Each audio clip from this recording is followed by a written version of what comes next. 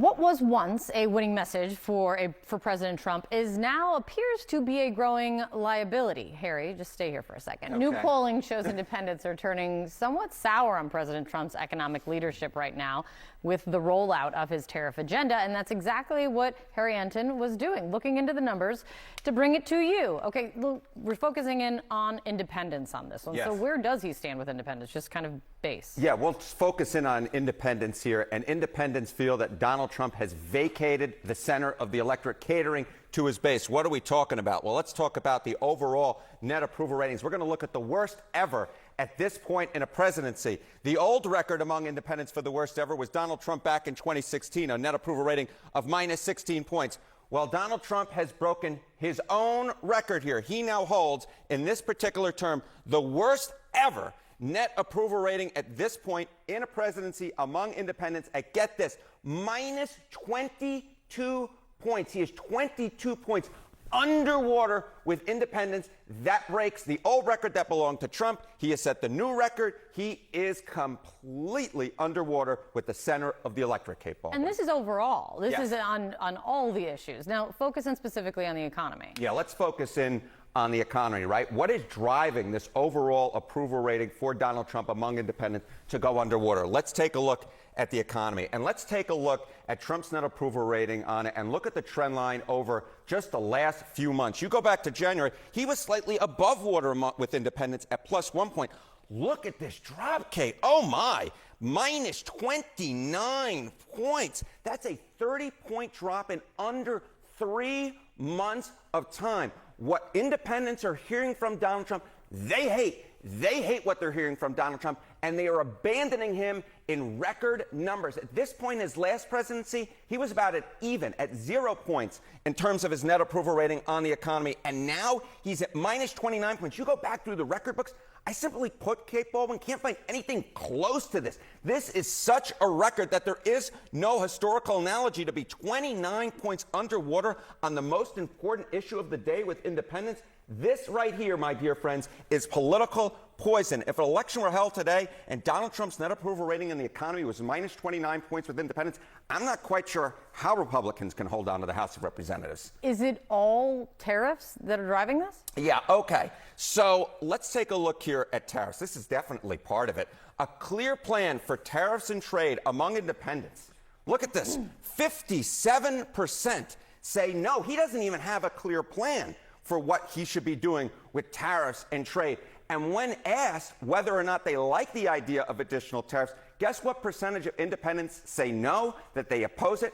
It is 2/3. It is 66% of independents who oppose new tariffs. They don't like anything that's coming out of Donald Trump's right now, absent maybe immigration. But when it comes to the economy, when it comes to overall, when it comes to tariff, it's a threesome for negativity among independents. They oppose, oppose, oppose. They simply put, do not like the words that are coming out of Donald Trump's mouth and the plans that he is putting forward to the American public. So showing that it's not just economic risk that he's taking with the just wait, it will get better on his tariff plan. It's a political risk as well, which is just wait, it'll get better. So. You know what? They can wait, what is it, about 18 months until the midterm elections? Yeah. But eventually the bill will come due, and we'll see at that time whether or not independents turn around on Donald Trump. It would have to take something historic for it to occur. Let us see. We'll see. John?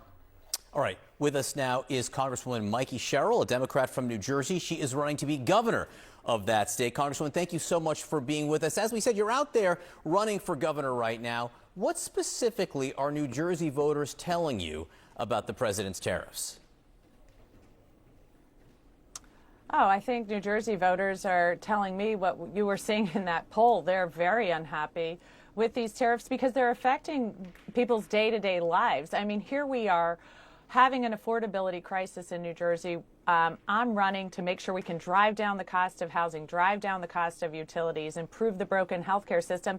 And yet Donald Trump is throwing everything into chaos, making everything worse. So I just talked to a local developer who told me he's paused all plans on development because his HVAC guy said that prices were going to go up 30 to 40%. So people cannot make future plans because of this chaotic tariff regime that's going on right now. You spent a lot of your time on Congress battling China and trying to be tough on China. You were a big backer of the TikTok ban, which is not into effect, and it doesn't seem like will be in effect anytime soon. But that aside, what do you think Xi Jinping in China thinks of the president's tariffs now and how he's operating, given that these exemptions keep on popping up? I think President Xi is just looking at this thinking, great. I have been trying to topple the predominance of the United States' economy for years now and to grow China's, and Trump is delivering it right into his hands. This chaos is not only bad for citizens of the United States, but of course our trading partners across the world are looking at this and thinking we're going to have to look for markets elsewhere. The United States is no longer dependable here. So where are they going to look? China. That has the other really large economy in the world. And Trump is just delivering to Xi such an economic benefit that it's really jaw-dropping here. So if you win election in November, you'll have 3 years to deal with this Trump administration. And the question is, how will you do that as a Democratic governor? Governor Gretchen Whitmer of Michigan just took a trip to Washington. I think she was supposed to be meeting with the president on the issue of National Guard bases in Michigan. Instead, she found herself in the Oval Office during some signings of executive orders that dealt with, among other things, the 2020 election and election denialism. She hid her face behind folders because I think she didn't want to be seen there. What lesson can you take from this in terms of how you would like to deal with the administration? I think I can take the lesson that everybody should be taking. This is an administration that is totally into, how Trump can self-deal, how he can enrich himself and his family and his billionaire friends. So I have to tell you, as we look at what's going on right now, people being picked up without charges, deported to El Salvador, and, the courts ordering them back, and Trump meeting with the Salvadoran president and sort of yucking it up about how they're just going to ignore that.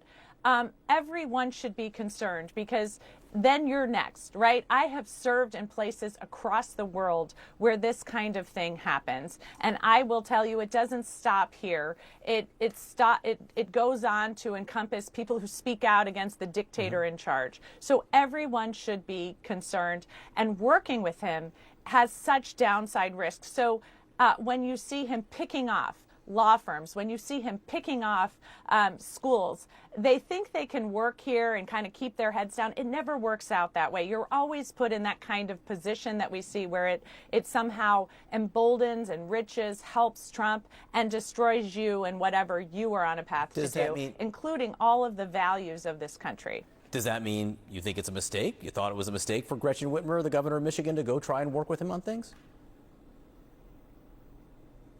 Look, I think right now what Democratic governors have to do, what I am running to do, is to provide a different pathway forward from what we see coming from Washington. Not only protecting rights and freedoms in our states, but also working on how we, as Democratic governors, are going to build out the future. How are we going to invest in homes? How are we going to drive down utility costs? These are the things I'm hearing from New Jerseyans is, look, I need you to fight against Washington right now, because everything they're doing is destroying our economy and destroying our freedoms. And I need you to deliver on affordability, because right now it's just too hard here. You've been outspoken also on U.S. support for Ukraine. As you mentioned, you are a Navy veteran yourself. This is what the president said in the Oval Office just yesterday about the Russian invasion. Listen. When you start a war, you got to know that you can win the war, right? You don't start a war against somebody that's 20 times your size and then hope that people give you some missiles. Basically saying Ukraine started a war against Russia, which is 20 times its size. Your view? And nothing could be more false. Ukraine did not start this war. Russia invaded Ukraine. And so Ukraine was not, had no other opportunity unless they simply wanted to accede to a former KGB agent, dictator, somebody who Trump seems to admire very much, and Putin. Ukraine fought for and is fighting for its freedom. And for Trump to somehow misstate history and rewrite history in this nation, that is what dictators do. That's why we need to fight in New Jersey for a different pathway forward. I have a large Ukrainian American community. They have been stalwart in defending freedom and democracy here at home, and certainly for their family in Ukraine. I have long been an outspoken supporter of the Ukrainian fight for freedom. This is what we have long protected at here and abroad. And to think that now our president of the United States is cozying up to Vladimir Putin at the expense of all of our values, making weird relationships with North Korea. I mean, this is a president who is taking us down a path that was never envisioned by the people of this country, that is contrary to the vision of our founding fathers, and is something that here in New Jersey we are going to stand against. Congresswoman Mikey Sherrill, thanks so much for being with us this morning.